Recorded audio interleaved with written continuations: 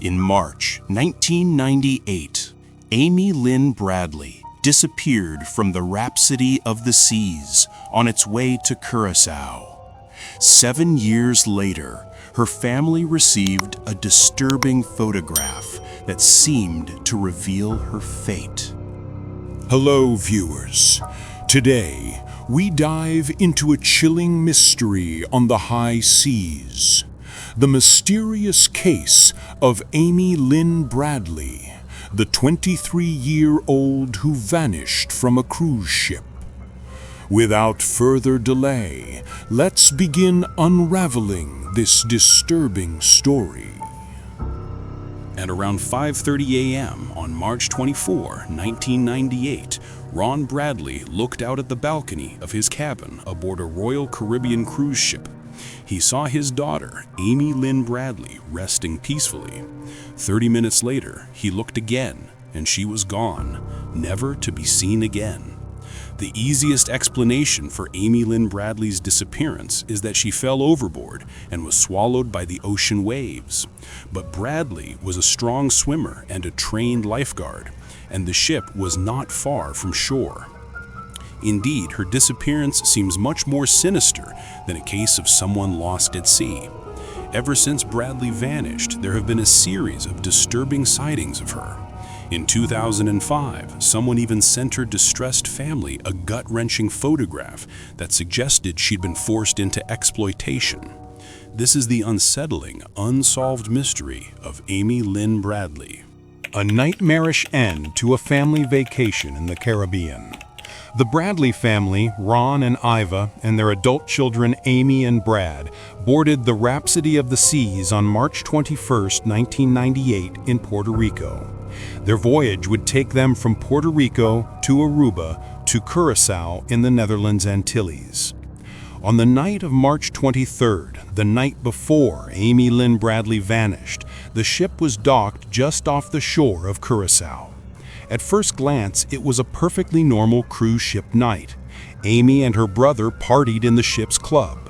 They danced to a cruise ship band called Blue Orchid. Amy chatted with a few of the band members and danced with the bass player, Yellow, also known as Alistair Douglas. Around 1 a.m., the siblings called it a night. They returned to their family's cabin together.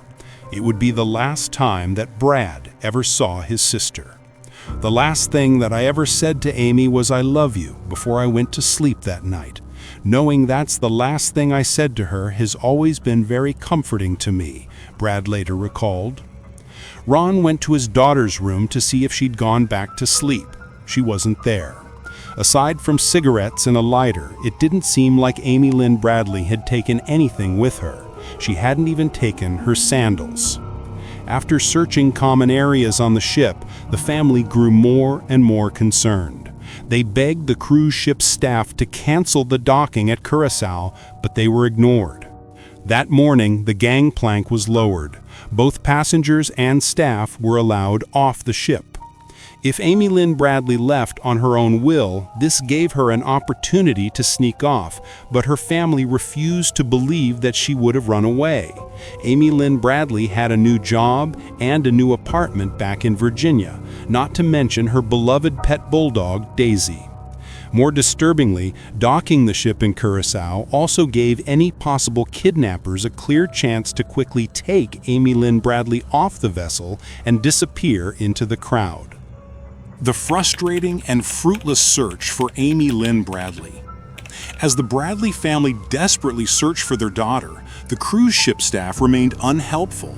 The crew refused to page Bradley until the ship was at port. They didn't want to announce her disappearance or hang photos of her around the vessel because it might upset other passengers. Although the ship was searched, the crew only checked common areas, not staff or passenger cabins. It was possible, but seemingly unlikely, that Amy Lynn Bradley had fallen overboard. She was a strong swimmer and a trained lifeguard. No one could find evidence that she had fallen or was pushed, and there didn't seem to be any sign of a body in the water. The family turned their attention to the cruise ship's staff.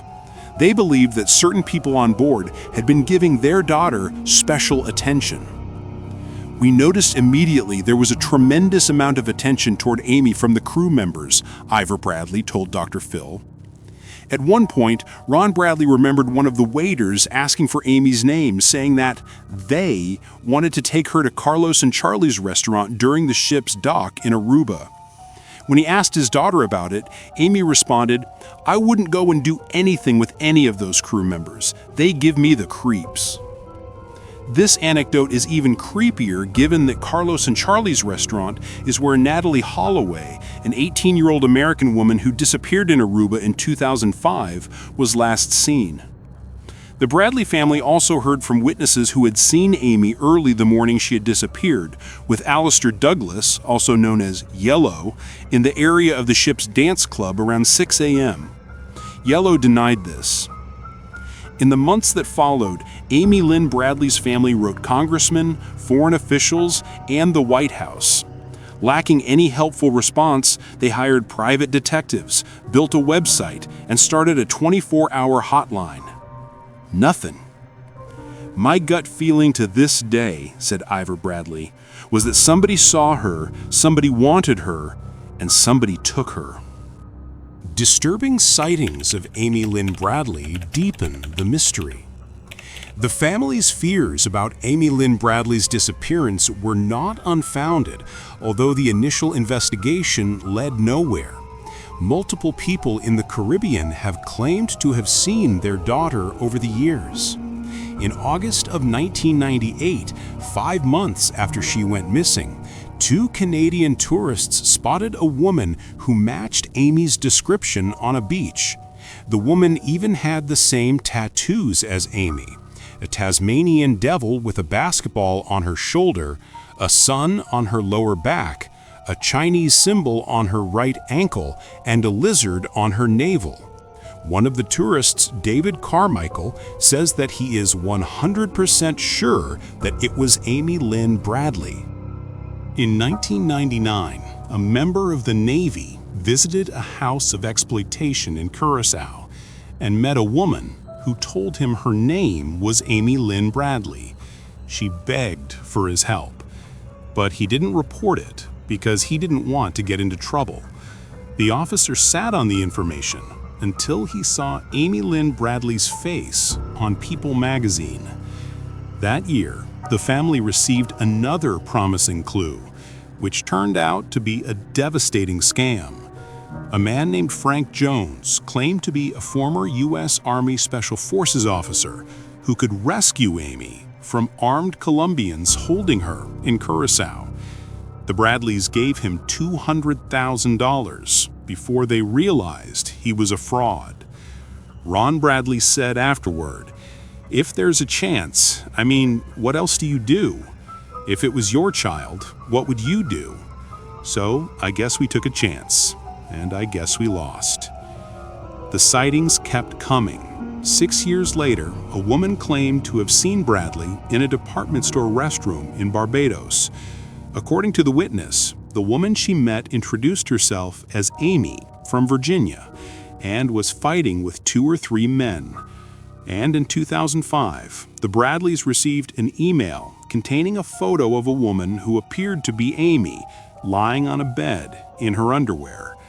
A member of an organization that locates exploitation victims on adult websites noticed the photo and thought it could be Amy. The woman in the photograph is identified as Jas, a person forced into exploitation in the Caribbean. Unfortunately, this upsetting clue didn't generate any new leads. Today, the investigation into Amy Lynn Bradley's disappearance is ongoing. The FBI and the Bradley family have both offered sizable rewards for information on her location. However, for now, her disappearance remains a disturbing mystery. Viewers, this was the mysterious case of Amy Lynn Bradley, a chilling warning that some horrors are not lost at sea, but are waiting to be found. What are your thoughts on this chilling story? Share your opinions in the comments below. We'd love to know how you feel about these shocking events. If this chilling story gripped you, like, share, and subscribe for more true crime cases that peel back the darkest layers of history. And remember, if you or someone you know is struggling with heavy thoughts, reach out to a mental health professional. Your life and well-being are far more important than any story we cover here. Take care, and until next time, another haunting case awaits.